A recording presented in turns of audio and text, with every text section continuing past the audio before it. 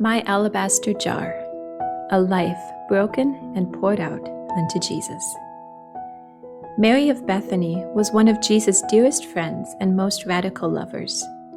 Her lavish worship has inspired songs, books, and works of art for centuries, and her unrestrained adoration has shown the way of love to millions. There is some evidence that Mary of Bethany may have been the same woman who was caught in adultery, whom Jesus forgave and restored. If this is true, how much she must have loved him, who found her in her darkest place and proclaimed her freedom. How her tears must have flowed every time she beheld those eyes that could have condemned her, but chose instead to love. The love she received was lavish, unreserved, and unrestrained. The love she gave was likewise lavish, unreserved, and unrestrained. The manner in which we receive is the manner in which we are able to give. In her story, we find an allegory of each of our lives. The following account is meant to be read from the reader's perspective, with the first-person pronouns I and me, allowing readers to see themselves in the story.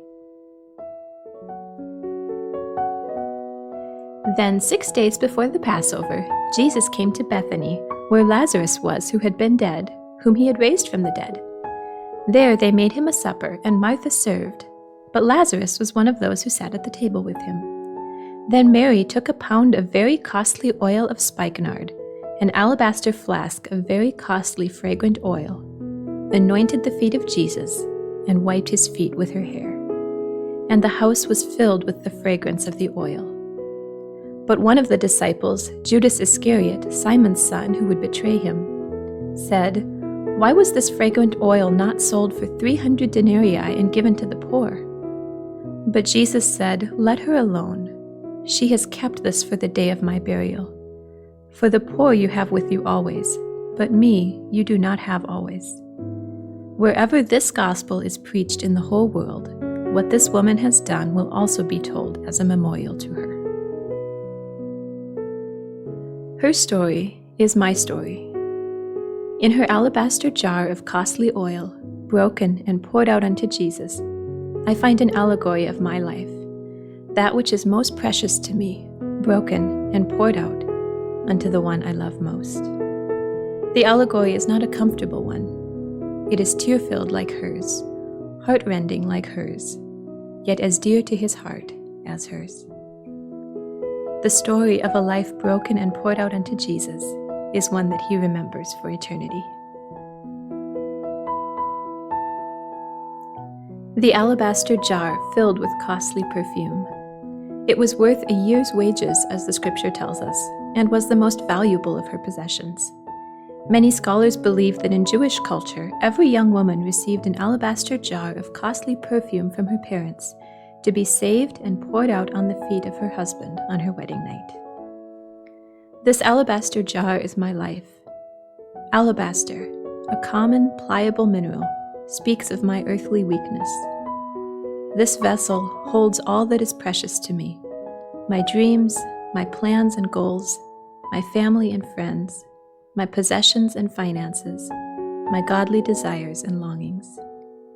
There is no impurity in the oil, for my sin was taken away at the cross. The oil represents the best of me, all that is good, beautiful, and valuable. The oil speaks of my worth, of how much he values me to redeem me with his own blood. He canceled my sin and redeemed my life so that the true me would come alive and be revealed. This is the value of my alabaster jar, that I was redeemed not with corruptible things, but with the precious blood of Christ. Yet its purpose, like Mary's costly offering, is to be poured out on the feet of my husband. My worth is great, but his worth is beyond compare. Only my greatest treasure, something of such high value, is sufficient to be presented to him. He is worthy of my alabaster jar. Treasure in hand, I kneel at the feet of the one my soul has come to love. I remember the day my eyes first met his, those beautiful eyes that could have condemned me but chose instead to love. I remember his words that proclaimed my freedom. Something about his love has made me find my home at his feet day after day, hour after hour. Here I come again to his feet, this time with all that I have ever loved on this earth. My tiny treasure is eclipsed by this beautiful man, the true treasure, he who is everything to me. I touch the wounds in his hands and feet. If his body was broken and his blood was poured out, how much more ought my little jar to be broken and my life to be poured out? Eyes filled with tears, I strike the bottle. The first blow like a dagger to all that I have ever loved. It shatters, every fissure like one of his wounds. He understands what it is like to be broken. It hurts. The pieces lay crushed before me. The crowds carelessly saunter by, unaware that they are trampling on the broken pieces of my heart, unaware that they are allowing me to experience his broken heart. Still, it hurts. I wonder if his suffering hurt like this, and if it still does. I lift my head to gaze into his eyes. He gets it. He will never forget this moment. The jar broken, the oil has begun to pour forth. My life, my treasure poured out, for there is no one more worthy to receive it. It is not a gentle pour. It is a heart-wrenching spilling, puddles here and there of what had been, of what could have been, of what I had hoped would be. Each dream, each goal, each person I loved so dearly, now unrecognizable, with no hope for it to ever look as it once had. Yet somehow, he thinks these puddles of oil, now mingled with my tears, are more beautiful broken than put together. A tear falls from his cheek, landing in the puddle. That precious tear anoints my poured-out life, a privilege I never would have known had the jar not been broken and the oil not been poured out. My heart spilled in puddles, now oil carrying his glory. The shards lie there broken, a painful reminder of what my life could have been. Yet all the oil must be poured out, for he is worthy of it all. No one is more worthy to receive that which costs me everything.